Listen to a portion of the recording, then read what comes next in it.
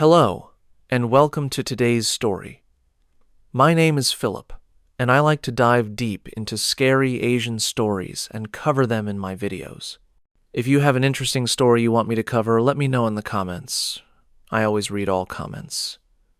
For now, let's get into today's story, where we have a few terrifying stories to share tonight. One of them takes us deep into the rural heartlands of China, where an ancient ritual continues to breathe through whispers and superstition. In remote mountain villages and quiet farmlands, there are families who still believe that death does not end a promise, that even after the final breath, love, duty, and family ties can still bind two souls together, but not in life and death. They call it a ghost marriage, a ritual so old that few remember where it began, and yet so feared that no one dares to speak of it openly. The villagers say it brings peace to restless spirits, those who died unmarried, wandering, and alone. But behind the red veils and burning incense, something far darker moves.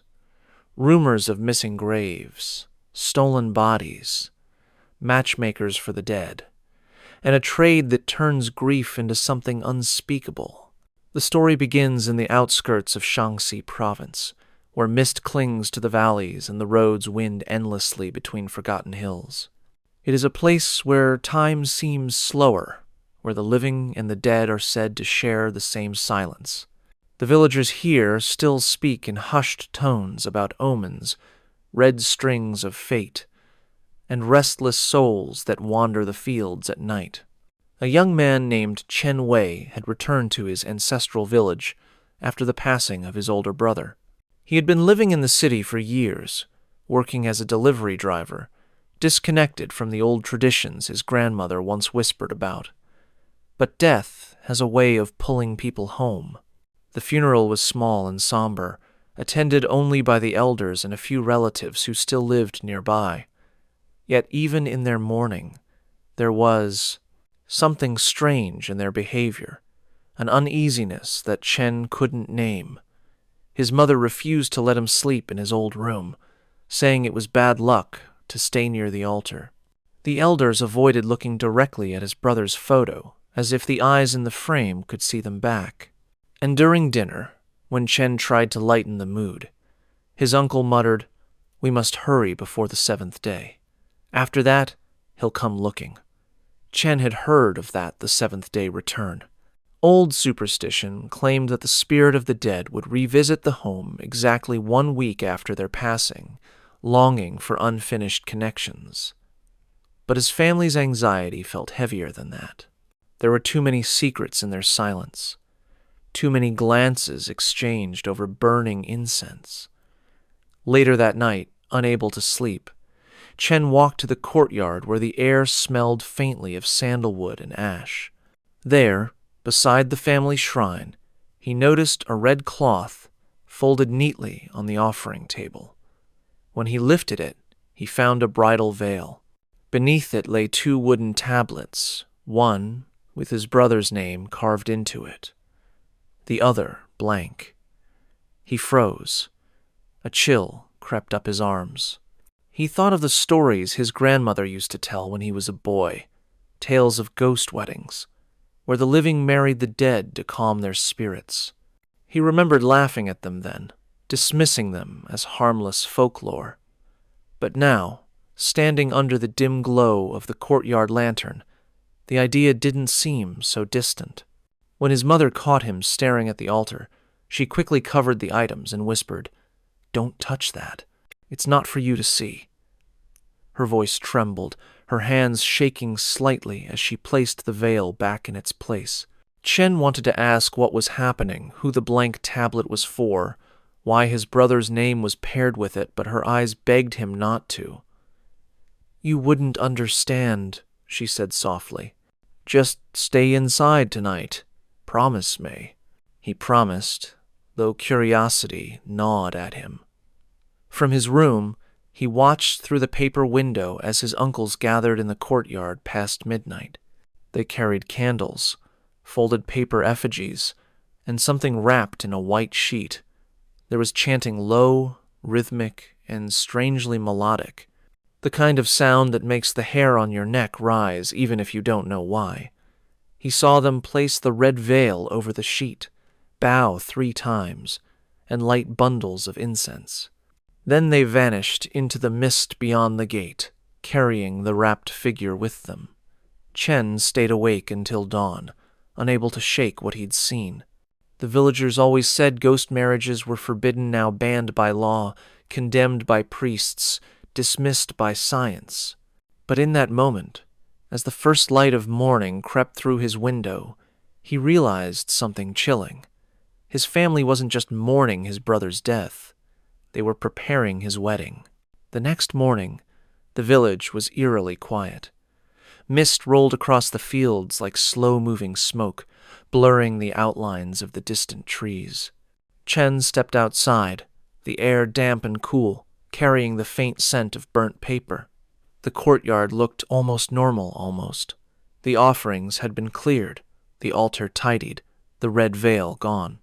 Only a few stray ashes remained scattered across the stone floor, marking where incense had burned through the night. When Chen asked his mother about what had happened, she gave him the same answer she always did. "Nothing you need to worry about." Her tone was calm, but her eyes were hollow, sleepless.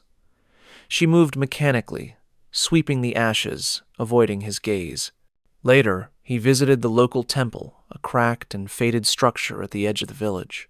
The monk there had known his family for years, and when Chen mentioned his brother's name, the old man's expression stiffened. "Your family performed a ritual," he said quietly, as if afraid the walls might overhear. "I saw the red lanterns from here last night." Chen frowned. "A ritual for what?" The monk hesitated before replying. "To keep your brother company, but such things should not be done anymore.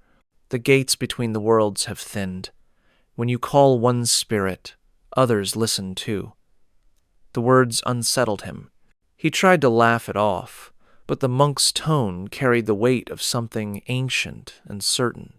On his way back home, Chen noticed villagers staring at him not with sympathy, but with something closer to pity. 2 women paused their conversation when he passed by. An old man standing outside his shop spat on the ground and muttered, "Another one who doesn't know what's waiting." That night, the wind changed. It howled against the window panes, rattling them like restless fingers. Chen couldn't sleep again.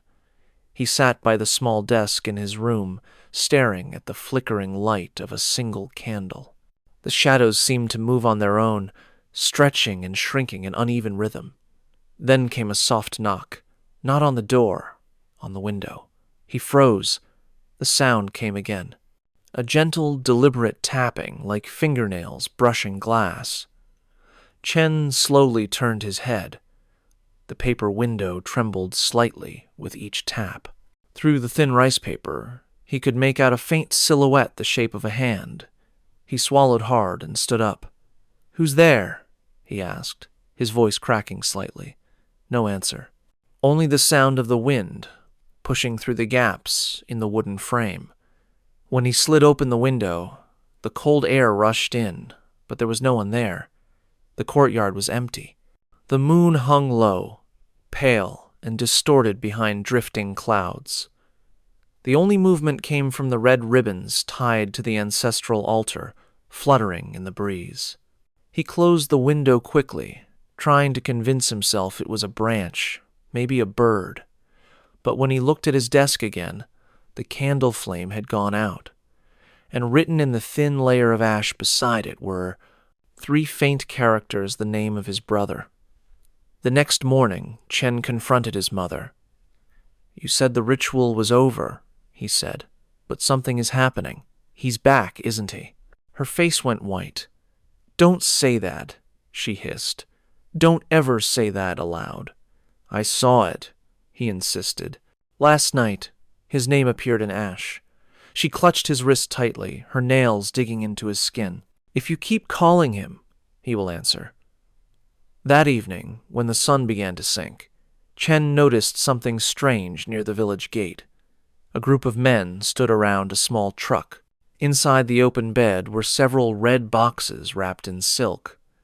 One of them contained something that looked disturbingly like a coffin, smaller than usual, painted crimson, adorned with gold thread. He overheard one of the men speaking in low tones. "We'll take her before sunrise," the man said. "The family paid well. No one will know." Chen's stomach turned. He didn't know why, but a cold certainty settled over him. Whatever they were transporting, it wasn't alive. That night, he waited again, this time with the lights off. The house was silent except for the occasional creak of the wood. He sat on the edge of his bed, eyes fixed on the window. Midnight came and went. Then, faintly, the smell of sandalwood returned stronger now, richer, as if incense were burning just outside his room. He heard footsteps in the courtyard, soft, dragging, uneven. He leaned forward, trying to see through the paper window. And then, movement. A shadow crossed the courtyard, slow and deliberate. It was dressed in red. A bridal veil trailed behind it, fluttering lightly as it walked. Chen's heart pounded. The figure stopped directly in front of his window. He could hear its breathing, shallow, wet, like air passing through water. Then, in a voice that sounded cracked and distant, it whispered, "You shouldn't have stayed." He stumbled backward, knocking over the candle. By the time he scrambled to his feet and pulled the window open, the courtyard was empty once again. Only the faint imprint of bare feet in the dust remained leading toward the family altar. In the silence that followed, Chen realized something horrifying. The second tablet, the blank one, was no longer empty. Someone had carved a name into it, his own. The next morning, Chen awoke to find his mother gone. The front door was open, the red lanterns outside still faintly smoking from the night before.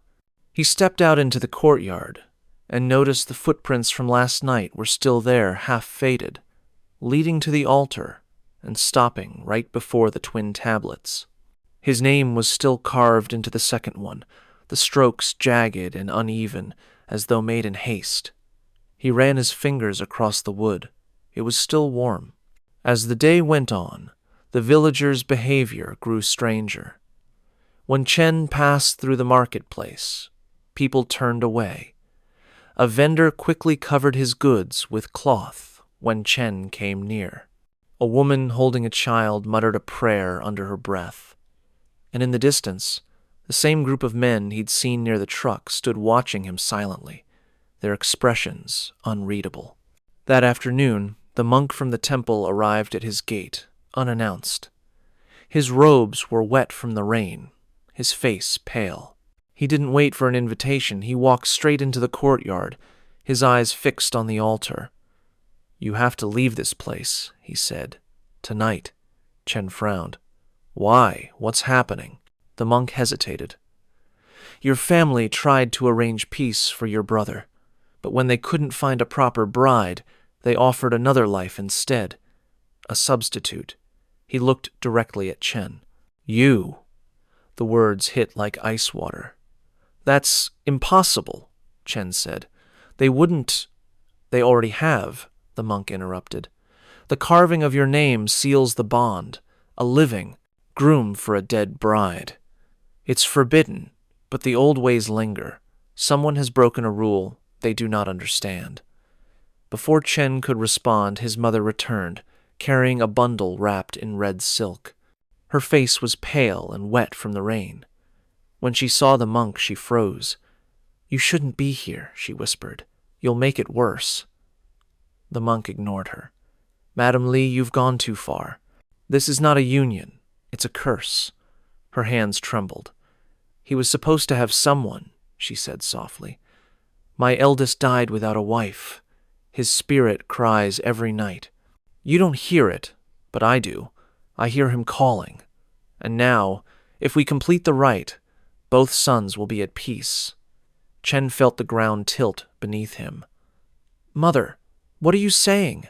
She wouldn't meet his eyes. Instead, she placed the bundle on the altar. Inside it were 2 wedding dolls, one male, one female, made of straw and paper, dressed in miniature red robes. Around them were thin threads of hair tied together, black and brown, knotted tightly. The monk gasped. "She's already begun the binding." Once the dolls burn, the living soul starts to drift. Chen tried to step forward, but his mother blocked him. "It's for your brother," she said desperately. "Please don't fight it. If you resist, both of you will suffer." Lightning cracked outside, shaking the windows. The monk pulled a small pouch from his robe and threw a handful of salt across the threshold. "Stay inside this circle," he ordered Chen. "Whatever happens tonight, do not answer any voice that calls your name." As night fell, the air thickened. The wind carried a low hum, not quite singing, not quite moaning. From the fields came the smell of wet earth mixed with the faint sweetness of incense. The candles around the altar flickered violently. The red veil on the shrine lifted as if caught by invisible hands. And then a woman's voice, faint, trembling, whispered from outside the door. "Chen Wei." He froze. It was soft, pleading, almost familiar. "Chen Wei, it's cold out here. Won't you open the door?" The monk pressed his palms together and began chanting rapidly under his breath. "Do not speak," he hissed. But the voice came again, closer now, echoing against the walls. "You promised. You said you wouldn't leave me alone." Tears burned in Chen's eyes. The voice sounded like his brother's, only higher, softer, more broken. Something scratched against the wooden door. The sound of fingernails dragging slowly down the surface. Then, silence. For a moment, Chen thought it was over. Then, the door latch began to move, clicking up and down on its own. His mother fell to her knees, whispering prayers. The monk threw more salt toward the door, his voice growing louder, faster. The candles burst, one by one, sending black smoke curling through the room. In that smoke, Chen saw something forming a faint outline. A woman in red, her face hidden beneath a long, trailing veil, her head tilted unnaturally, like a puppet suspended by strings, and behind her, another figure, his brother, expressionless, eyes empty, mouth slightly open as if trying to speak. The monk shouted, "It's too late, they've come for the ceremony." The wind roared through the house, scattering the ashes from the altar, extinguishing the last candle. For one breathless second, all sound stopped. Then, from the darkness, the red veil began to move again this time, toward Chen. The red veil drifted closer, moving as though it were alive. Each step it took left no sound, no weight, just a distortion in the air, like heat rippling over stone. Chen backed away until his shoulders hit the wall. His pulse thundered in his ears. The room had turned cold, the kind of cold that seeps through the bones and slows every breath. The monk shouted his chants louder, circling the salt line, but the air grew heavier with every word. The candles, though extinguished, flared up again in unnatural red light, illuminating the figure beneath the veil. The woman's dress shimmered, as though made from smoke. Her face, what little could be seen, was pale and sunken. Lips painted the color of blood, eyes black and bottomless. And behind her stood Chen's brother. He wasn't just an apparition now. He looked solid, almost alive. But his expression was wrong. His mouth hung open slightly, like a doll's that had been forced into a smile. His head tilted to one side, his neck bending too far. Chen wanted to speak, but the monk grabbed his arm. "Don't acknowledge them," he warned. "If you do, the bond completes." But it was too late. The woman lifted her hand, reaching out toward Chen. Her sleeve fluttered open, revealing fingers that were long, bone-white, and slightly bent, as though she'd clawed her way out of something. She placed her hand gently against the invisible salt barrier, and the grains began to tremble. Chen's mother screamed. The air around them cracked with static, the walls creaking as if the house itself were in pain. The monk threw more salt, his chanting desperate now, each word echoing through the room like the tolling of a bell. But the line broke, the barrier split open. The woman stepped through. Her veil brushed across Chen's arm, and instantly a wave of numbness spread through his skin. He gasped, his vision blurred, colors fading into grayscale. He tried to move, but couldn't.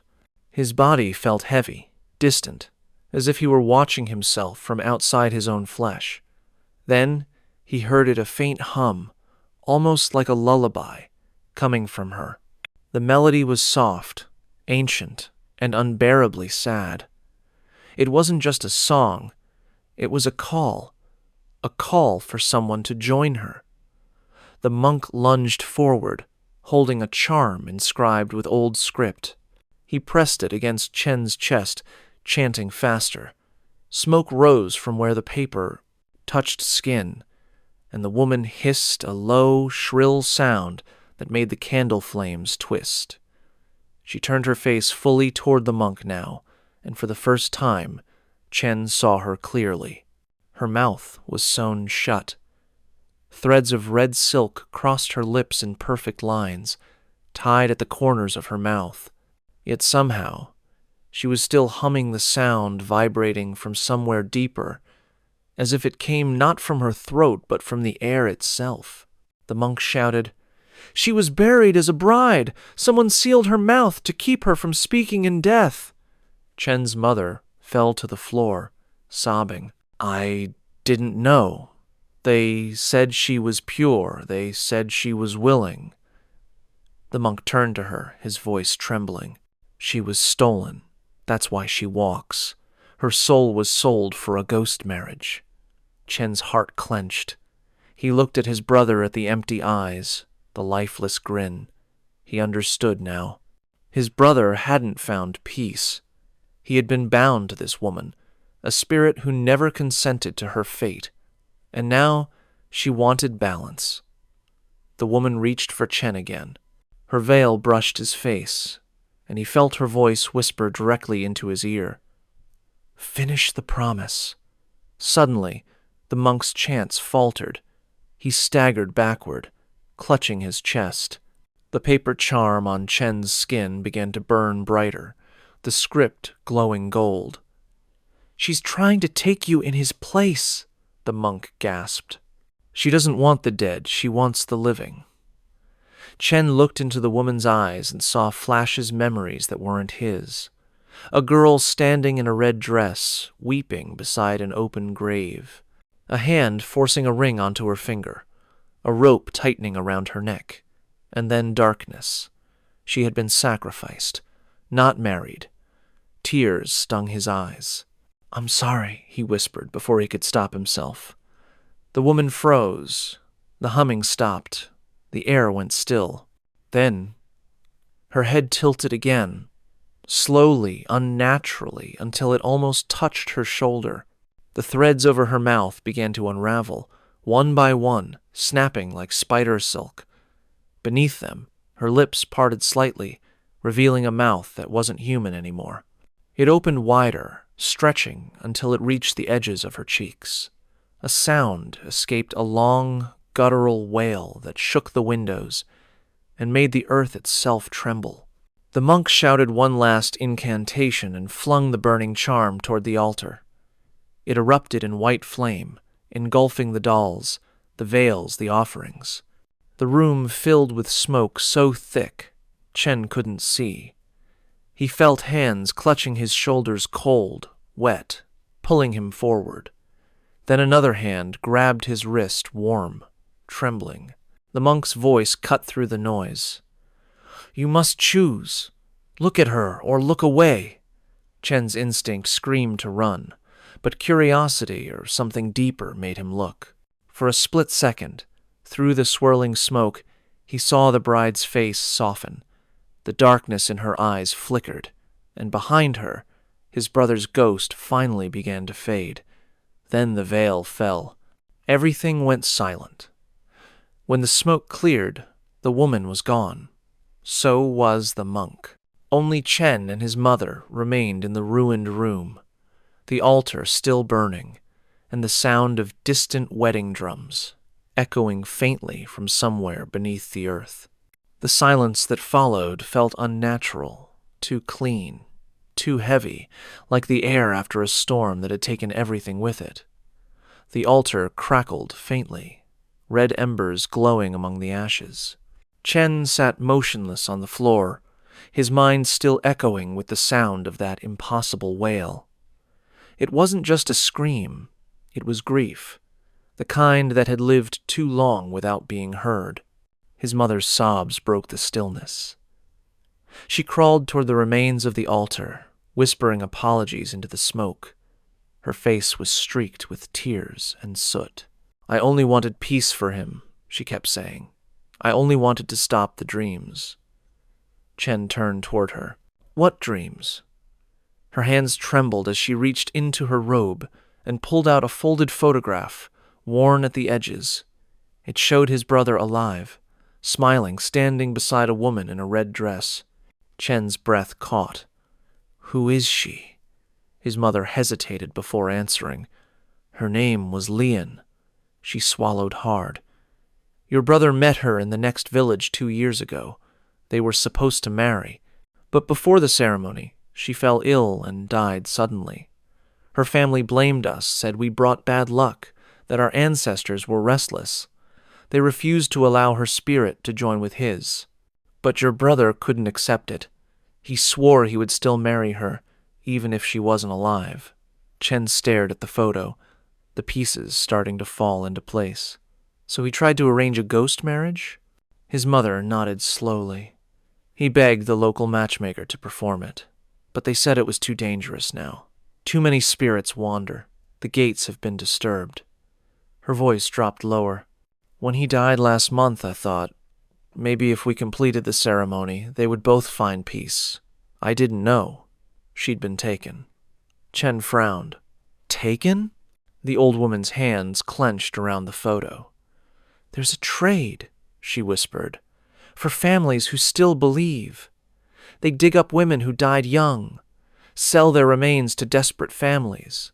We thought the coffin we bought belonged to her, but the monk told me last night it didn't." The words hung in the air like frost. Chen felt his stomach twist. "So you bought a stranger's body?" His mother nodded, her voice barely audible. "I didn't know. They promised it was Lian. They said it would make your brother happy. I didn't know she was stolen." The memory of the monk's warning returned that when one spirit is called, others listen. Chen realized now that the woman in red wasn't Lian at all. She was someone else entirely, a woman wronged in life, sealed in death, and now bound to the wrong name. A gust of wind blew through the house, scattering the ashes. Chen stood, looking toward the doorway. The storm outside had stopped, but the air carried the faint scent of burnt incense and rain-soaked soil.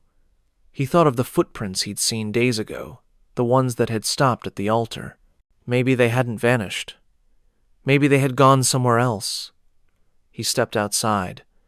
The village was silent again, but not empty.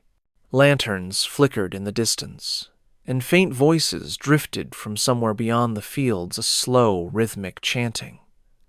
He followed the sound down the dirt path that led to the old burial grounds. The path twisted through broken tombstones and crooked trees.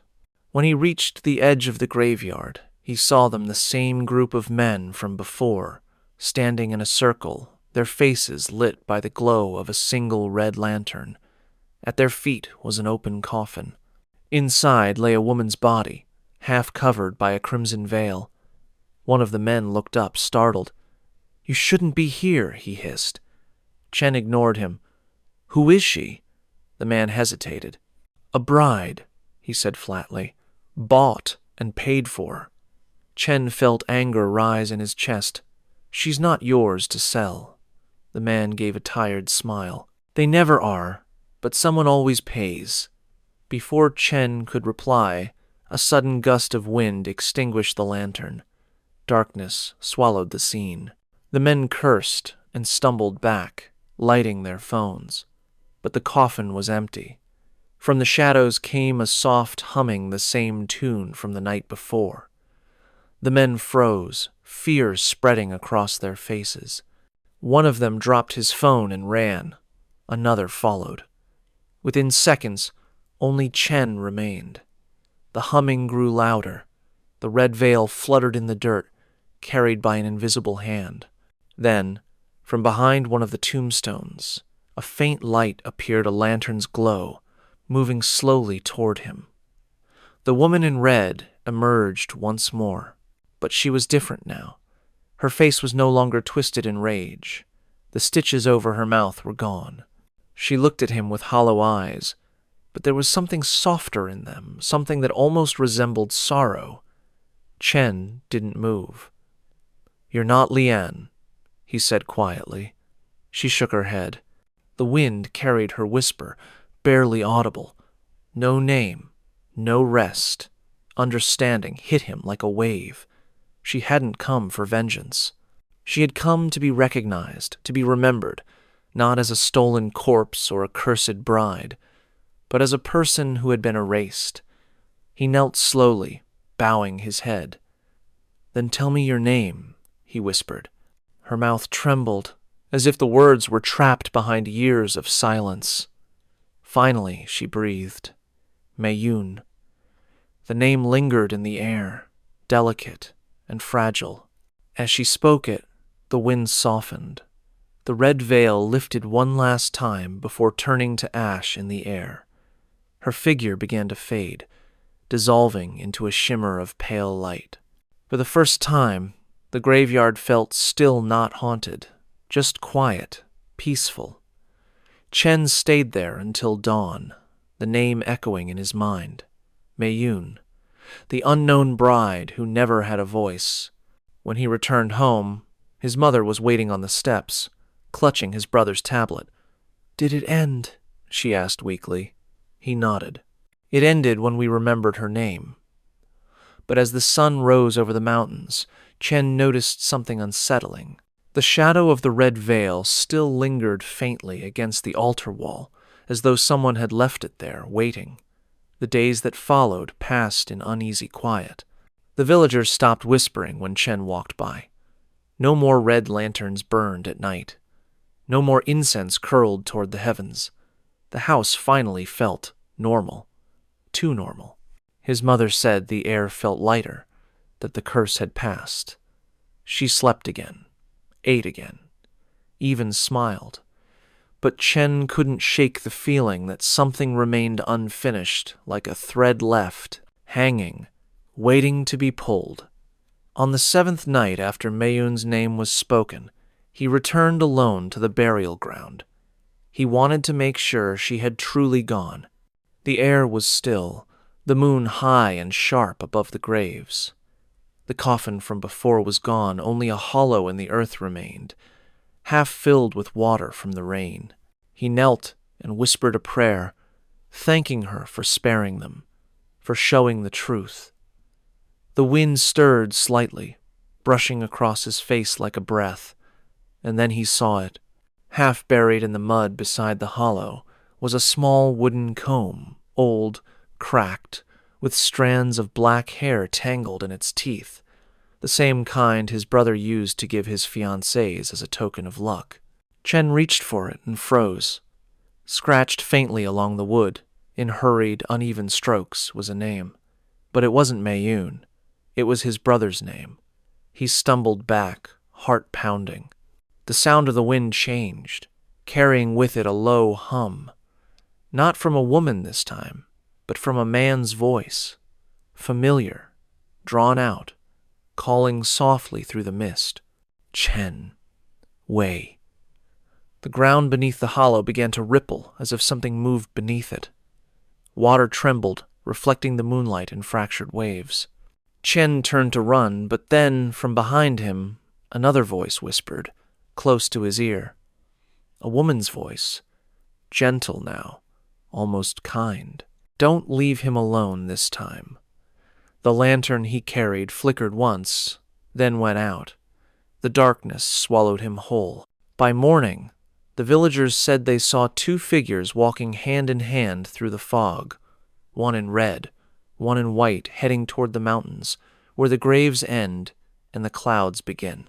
No one ever saw Chen Wei again. What's unsettling is how these stories echo each other across borders, across centuries. In China, the dead still marry to find peace. But in Malaysia, the mountain itself chooses its brides. Both born from grief, both bound by love twisted into something unrecognizable. It's as if Asia's oldest beliefs share the same heartbeat, that even in death, devotion demands a price. And while one family tried to bind two souls together, another mountain still hungers for the ones it lost. Tonight, we move from the shadowed villages of northern China to the mist-soaked slopes of Mount Kinabalu, where the air is thin, the silence ancient, and the brides of the dead are said to walk where no living woman should. One story done, and one to go. I hope you like the stories so far. When I make these long videos, there are nights where I stay up really late working on them. Tomorrow, I will be uploading another video. If you don't want to miss it, just subscribe. It's free. The story begins high in the mist-shrouded peaks of Mount Kinabalu, where the wind howls like a voice calling through the clouds. The mountain is sacred to the Katazan Dusun people, a place where the souls of the dead are said to rest before crossing into the afterlife. Locals call it Kinabalu, the revered mountain, and for centuries, no one dared to climb its upper slopes without leaving an offering, flowers, rice, a whisper of respect for the spirits that dwell above the clouds. But lately, even offerings haven't been enough. Every year, a few travelers vanish: hikers, newlyweds, tourists who ignored the local warnings. Some are never found. Others are discovered days later, their faces pale, their clothes soaked in mist, standing silently along the trail as if waiting for something or someone. Among the visitors that season was Mei Lin, a 26-year-old photographer from Kuala Lumpur. She had come to capture the mountain's sunrise, the famous golden crown that paints the sky with streaks of fire at dawn. It was her dream assignment, a chance to rebuild her portfolio after quitting her job at a failing magazine. But it was also supposed to be an escape. Her wedding had been called off 2 months earlier. The man she'd loved since university had vanished from her life with a single message: "I can't do this." Since then, she'd avoided every reminder of him, the apartment, the church, even her own reflection. This trip, she told herself, would be about starting over, about proving she could climb on her own. When she arrived at the base village of Kundasang, the air was thin and cool, smelling faintly of rain and pine. She checked into a small mountain lodge run by an elderly woman named Auntie Suri. The walls were covered with faded photographs of smiling climbers, their faces framed by the fog. But one photo caught her attention: a bride in a red cheongsam, standing on a rocky slope, smiling faintly at the camera. The caption below read, "Kinabalu Wedding, 1973. That was the first, Auntie Suri said quietly when she saw Mei Lin looking. The bride who never came down. Mei Lin smiled awkwardly, assuming it was just local folklore. "She died on the mountain?" "Taken," the woman replied. "The mountain keeps what it wants." That night, Mei Lin sat on the wooden porch overlooking the valley, watching fog drift through the trees. The air felt heavy, charged like the calm before a storm. From somewhere up the trail came a faint sound of music, soft, rhythmic, almost ceremonial, a melody carried by the wind. She thought it was the echo of another group of climbers, maybe celebrating at a campsite above. But when she asked the lodge keeper the next morning, Auntie Suri shook her head.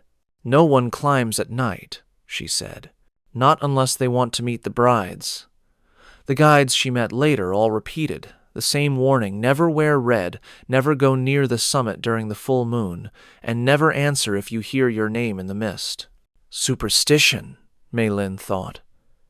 But that night, as she packed her camera and gear, she hesitated before pulling out her favorite jacket, a deep scarlet windbreaker, a parting gift from her ex-fiancé.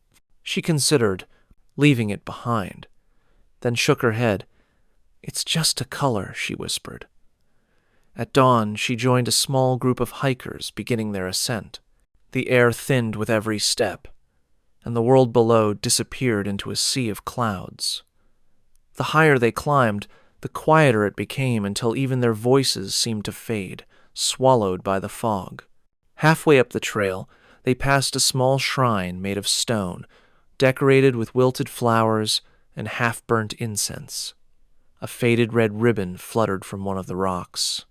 Mei Lin paused to take a picture, the lens fogging slightly from the cold. When she looked through her camera screen, she froze. In the frame, standing just beyond the ribbon, was a woman in a red dress, motionless, her face hidden behind a veil of mist. But when Mei Lin lowered the camera, the woman was gone. The higher they climbed, the heavier the fog became, until the trees around them blurred into gray shadows. Mei Lin kept her camera close, snapping occasional shots through the mist. The twisted roots, the glistening leaves, the small charms tied to tree branches. She noticed that many of them were red, ribbons, silk threads, even strips of old fabric. At first, she thought they were markers left by hikers. But after the fifth or sixth one, she realized something strange. They weren't tied at equal distances or along the path. Some hung far into the forest, leading deeper into the trees, as though marking another trail entirely. Their guide, a quiet man named Harun, noticed her looking. "Don't follow those," he said without turning his head. "Why not?" Mei Lin asked. "They're not for us," he replied. The way he said it calm, but final sent a shiver through her. By afternoon, the group reached Panalaban Base Camp, a cluster of wooden huts perched on the slope. The temperature dropped sharply, and a steady drizzle began to fall. Mei Lin settled into her bunk, drying her gear, while the others shared stories over instant noodles. When she asked Harun about the legend, he hesitated.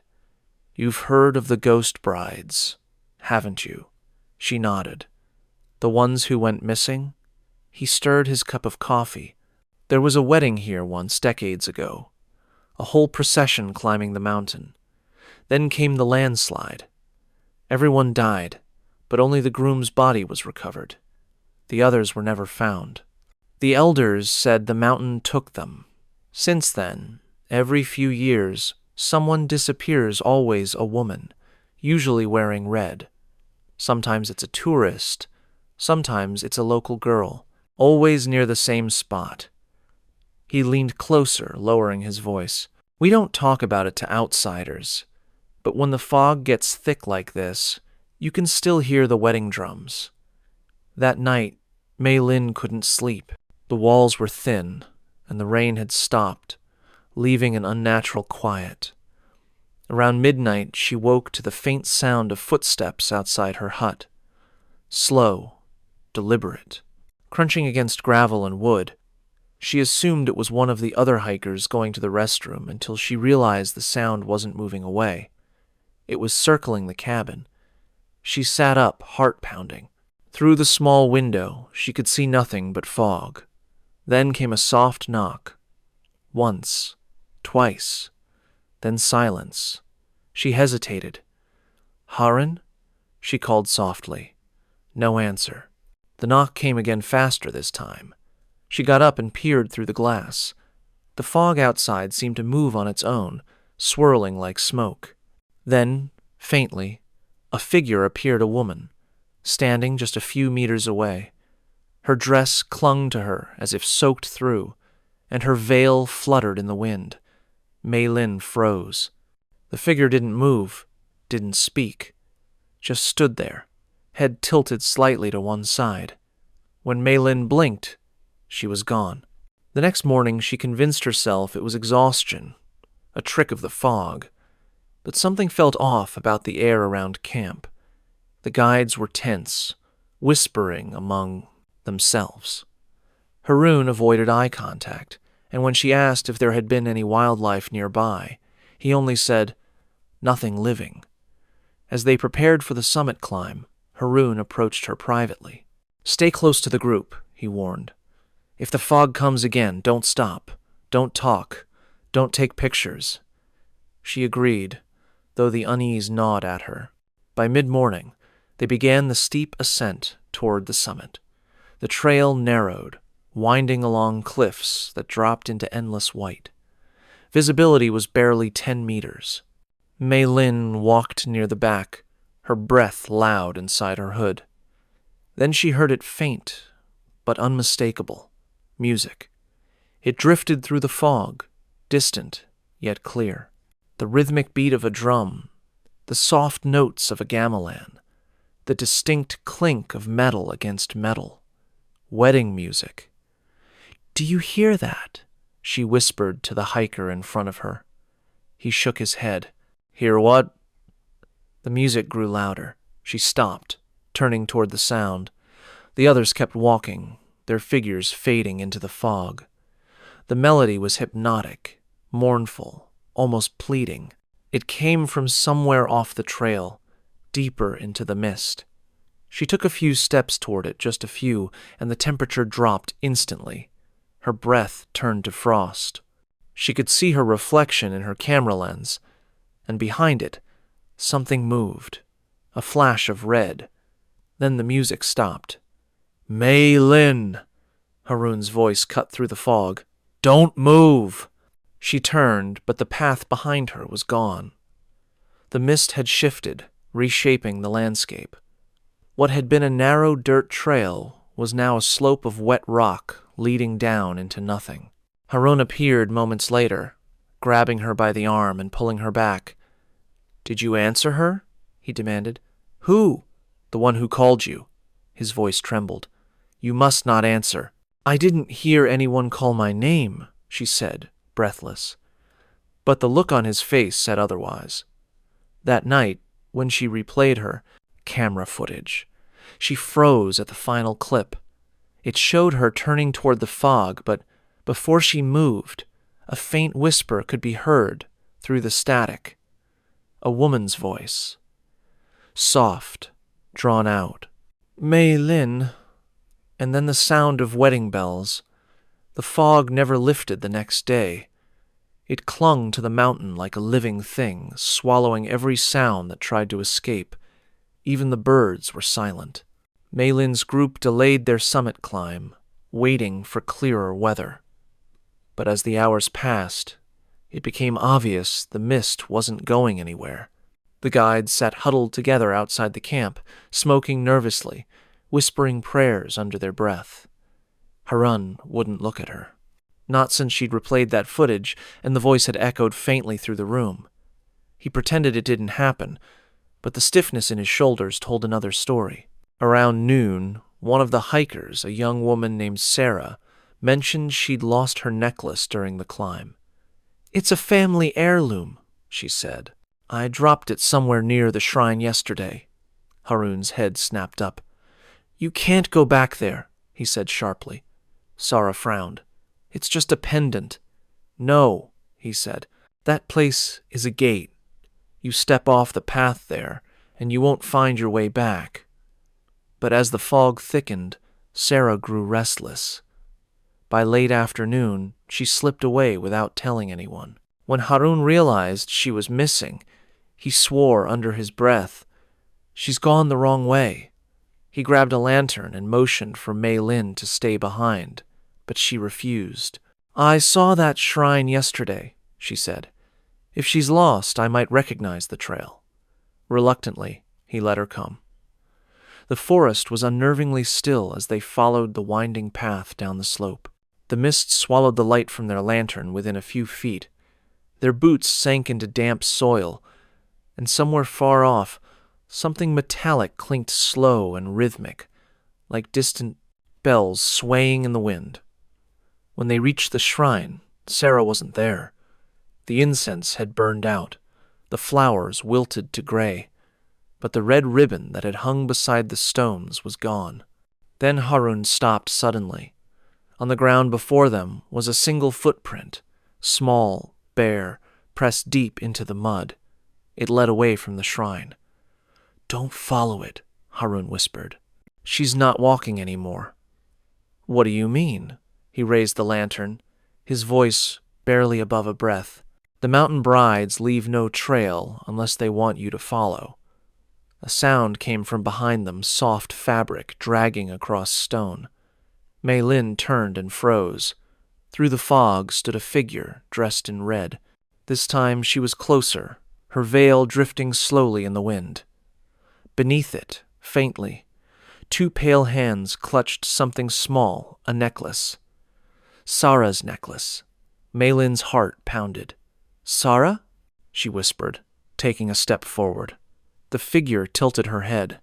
Then, in that same soft, distant voice, she spoke. "Why do you wear her color?" Mei Lin looked down, the red jacket, her scarlet windbreaker. Before she could answer, Harun yanked her back. "Don't speak!" he hissed, but it was too late. The woman's veil fluttered, and the fog began to twist violently around them. The wind picked up, carrying with it the faint sound of laughter, not joyous, but broken, echoing like a memory. They ran. The trail seemed endless, shifting beneath their feet. Once, Mei Lin looked back and saw the woman gliding behind them, her movements smooth, her gown untouched by the mud. When they finally burst back into camp, Harun slammed the door shut behind them and threw salt across the threshold. The other hikers stared in confusion, but Harun said nothing. He just sat by the window, eyes fixed on the swirling mist outside. Night fell. No one spoke. Then, just before midnight, a guide from another group burst into their hut, breathless. "We found her," he cried. Mei Lin's stomach dropped. "Sarah?" The man nodded. "Down by the old landslide path." Everyone rushed outside. The fog had thinned slightly, enough to see a small clearing where several guides stood. Sarah was sitting on the ground, her dress soaked, her skin gray with cold. Her eyes were open, but unfocused. Around her neck hung the missing pendant. When Harun knelt beside her, she flinched violently and whispered something no one could quite catch. Mei Lin leaned closer, straining to hear. Sarah's voice was cracked and trembling. "She said she's still waiting for her groom." Harun's face went pale. "The mountain never found him," he murmured. "That's why it takes others. It still wants the ceremony finished." Sarah suddenly turned her head toward Mei Lin, eyes wide, pupils dilated. "She thought you were the next bride." For a long moment, no one moved. The mountain wind howled above them, carrying faintly, impossibly, the sound of wedding bells again. And when Mei Lin looked down at her jacket, she realized the color had changed. The bright red had deepened into something darker, the shade of dried blood. The night after Sarah's rescue, no one slept.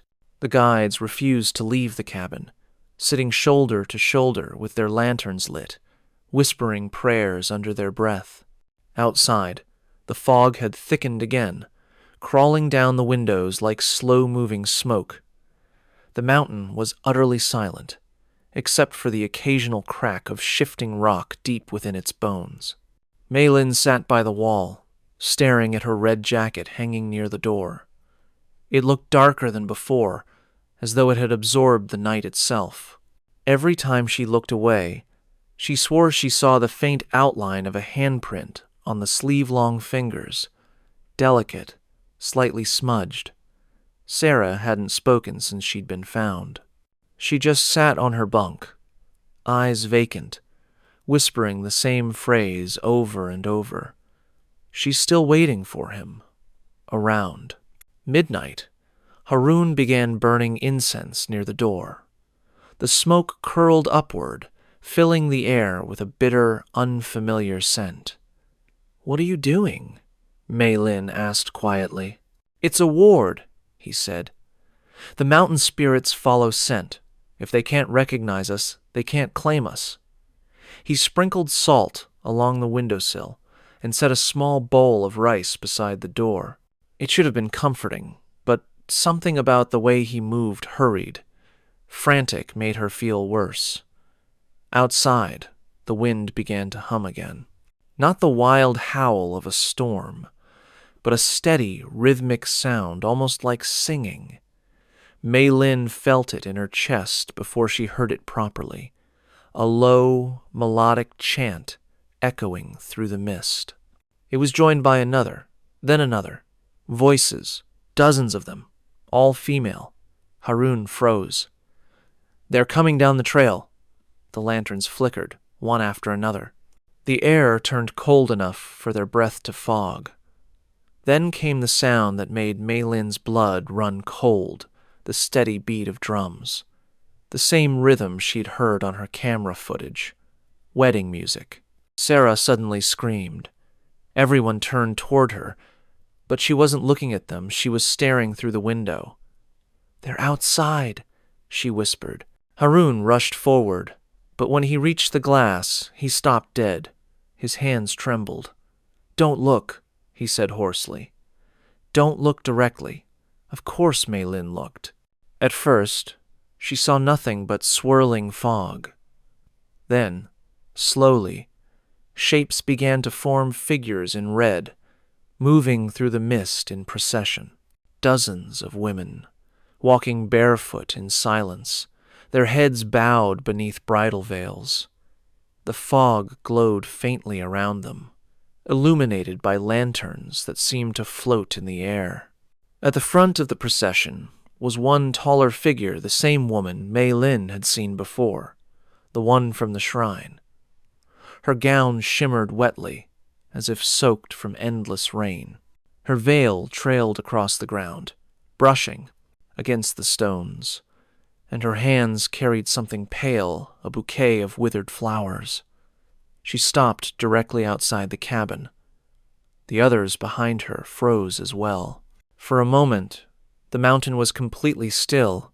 Then came the knock, soft at first, then harder, 3 times. No one moved.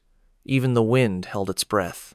The bride spoke, her voice clear through the wooden walls.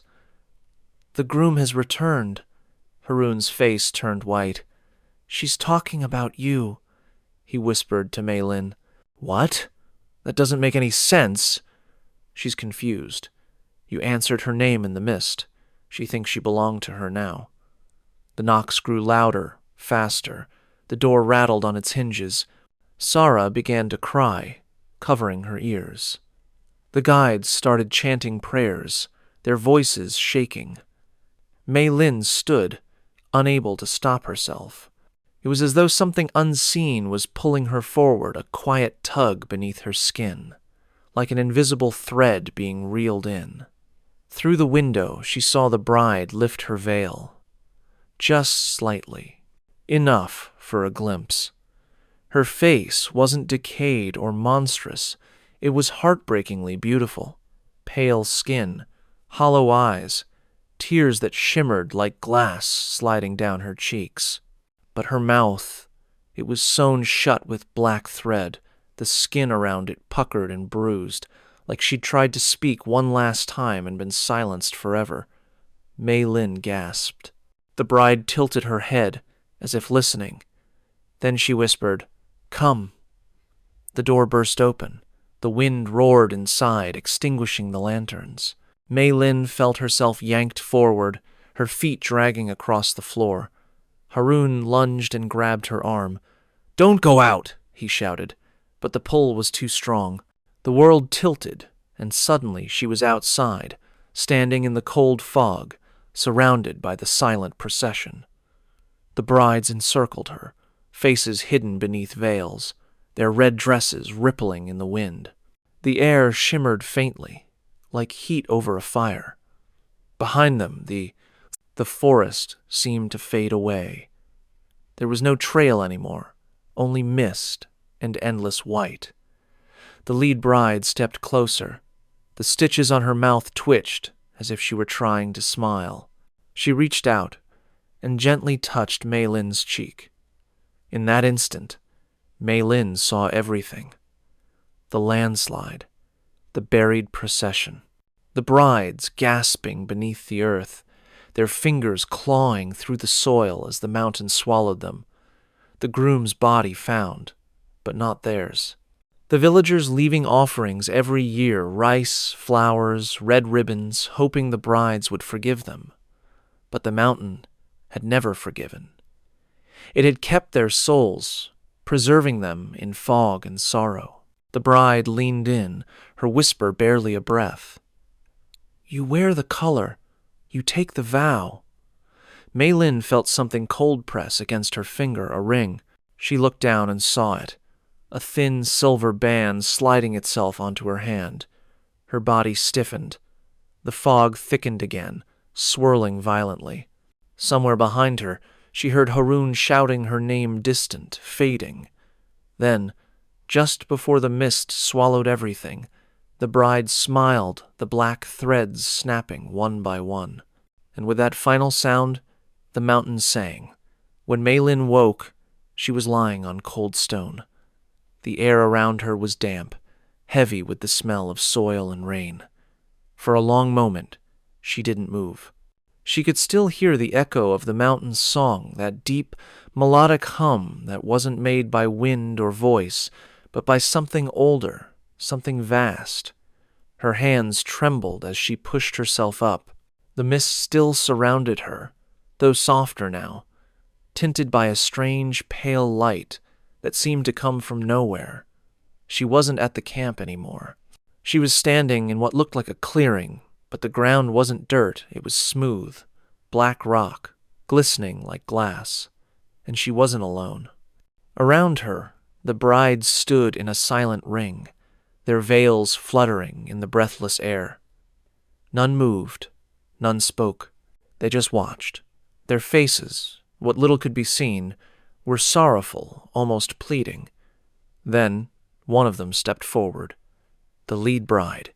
Her mouth was no longer sewn shut, though faint scars marked where the threads had been. Her voice, when it came, was gentle but filled with a hollow ache. "You shouldn't have come here," she said. Mei Lin took a shaky breath. Where am I?" The bride tilted her head slightly. "Where we waited." The mist shifted, parting slightly, and Mei Lin saw it the remains of the old landslide.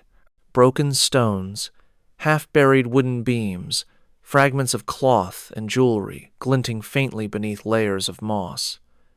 The air carried a faint metallic tang like rust or blood. She realized with a chill what she was standing on. A mass grave. The bride followed her gaze. "They said we would be joined at sunrise," she whispered. "They said our vows would echo through the valley." But the mountain heard first. Mei Lin swallowed hard. "You were the ones from the procession." The woman nodded slowly. "We were promised a future. But the storm came early. The ground opened. The men ran. We fell together." She paused, her eyes glinting beneath the veil. "He survived. The groom. He left us here. They buried him with honors. But not us." Mei Lin's heart clenched. The villagers had told the story for years, the groom who mourned his bride, who built shrines for her along the trail. But they never said he left her behind. "The mountain remembers betrayal," the bride said softly. "It keeps what was abandoned." Mei Lin shuddered. "And the others? The hikers? The ones who disappeared? They follow the call, the bride replied. The mountain calls for balance. Each bride lost must be replaced, or the fog will never lift. Something inside, Mei Lin twisted. Then you were trying to make me the next one. The bride didn't deny it. Her voice was calm, almost kind. You wore the color. You carried the sorrow. The mountain mistook you for one of us. Mei Lin felt tears sting her eyes. I didn't know. That's why it chose you, the woman said. The mountain listens to hearts more than words. It hears grief. It tastes loneliness.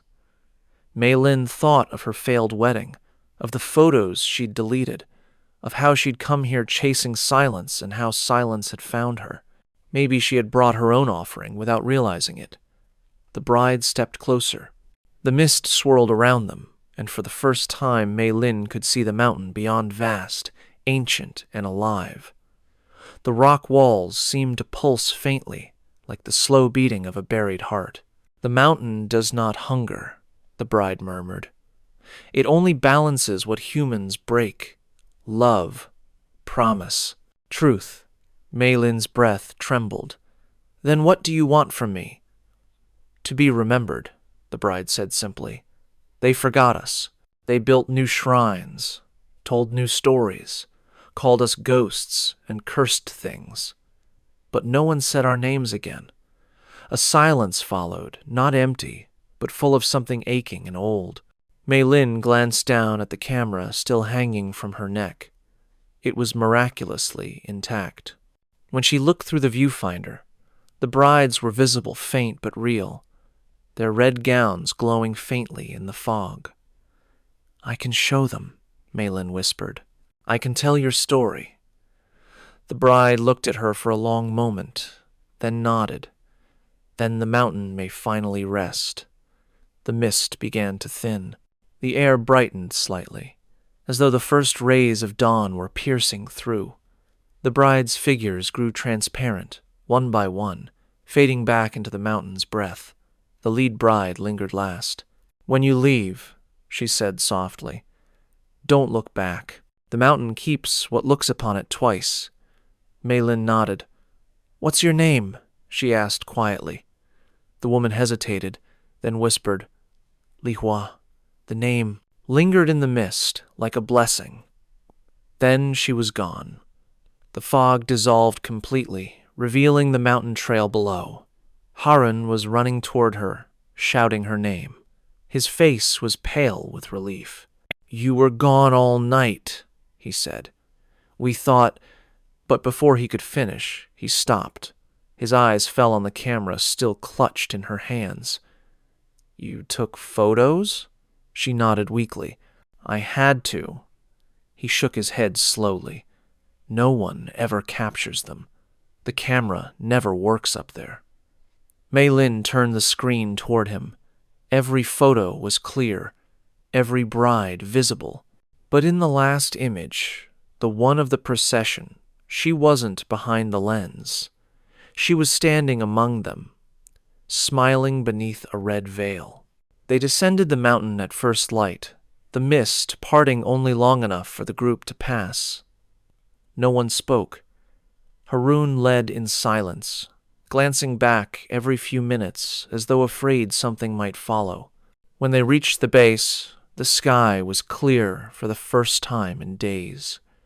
The air felt almost too still, as if the mountain was holding its breath. Mei Lin turned once to look at the peak. It rose through the clouds like a slumbering god, indifferent and vast. She remembered Li Hua's warning and forced herself to turn away. 2 days later, she returned to Kuala Lumpur. Her editor called it the photo series of a lifetime. The images were haunting, ethereal, the brides cloaked in mist, the red silk glowing like fire against the mountain's bones. The story spread fast. People claimed to see shapes in the fog after reading it, or hear the sound of drums when scrolling past the photos too quickly. But when Mei Lin looked closer at the pictures herself, she noticed something new. In the corner of one frame, barely visible, stood a figure she didn't remember seeing. A man, blurred by distance, dressed in white, holding a bouquet of withered flowers. She checked the other photos. The man was there too, always closer, always facing her. Her hands began to shake. She unplugged the camera, locked it away, and shut off the lights. But even in darkness, she could still hear the faint hum, the mountain's song, drifting somewhere just behind her. That night, she dreamed of fog rolling through her apartment, of footsteps on wet stone, of a man's voice whispering, "The bride cannot leave without her groom." She woke with her heart pounding, sweat cold against her skin. The air smelled faintly of soil and rain. And on her nightstand, resting neatly beside her camera, was a single silver ring, still damp with mountain mist. I hope you enjoyed these stories. Tomorrow, we will be uploading another terrifying story. Feel free to subscribe and put on your notifications to never miss another scary video. I upload almost every day. Wish you all the best.